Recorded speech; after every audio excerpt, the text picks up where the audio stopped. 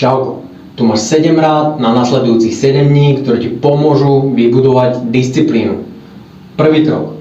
Hneď ako skončí toto video, zoberieš do ruky svoj telefón. Nastavíš si budík na 3:30 ráno. Opakujem, 3:30 ráno. Keď ti budík zazvoní v noci, ty vstaneš, spravíš 10 klikov, ideš naspäť spať. Druhý krok. Hneď nasledujúci deň, nie za týždeň, nie za mesiac. Hneď nasledujúci deň. Dáš si budík 3:30 ráno, zase, spravíš 10 klikov, 10 repov, ideš naspäť spať. Krokom číslo 1 a 2 sa naučíš to, že v strede noci, keď by si najradšej spal a máš v pláne vstať, tak vypneš svoj mozog a vstaneš. Proste to spravíš, lebo musíš, lebo to máš v pláne. Krok číslo 3. Hneď nasledujúci deň. Nestávaš v noci, ale tvoje prvé jedlo bude o 11. hodine do obeda. Dobre? Ďalší krok, 4. Zase nestávaš v noci, ale tvoje prvé jedlo bude o 14. hodine. 5. krok, zase nestávaš v noci, to je 5. deň, tvoje prvé jedlo bude o 17. hodine.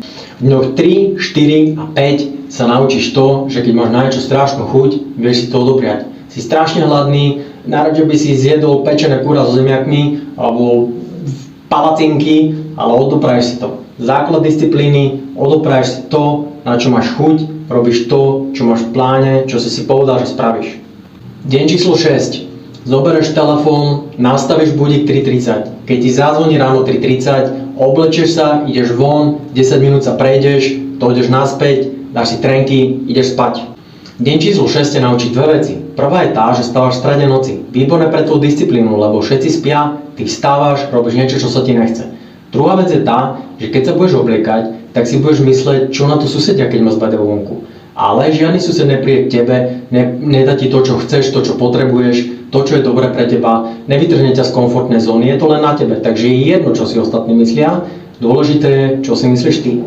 7. deň si môžeš dať voľno. Tento cyklus opakuj koľkokrát chceš, daj odber, daj like a hlavne napíš do komentu, ak sa po takomto týždni cítiš so sebou spokojnejší. A ak si ešte nevidel video o prekonávaní sa, tak ho nájdeš tu.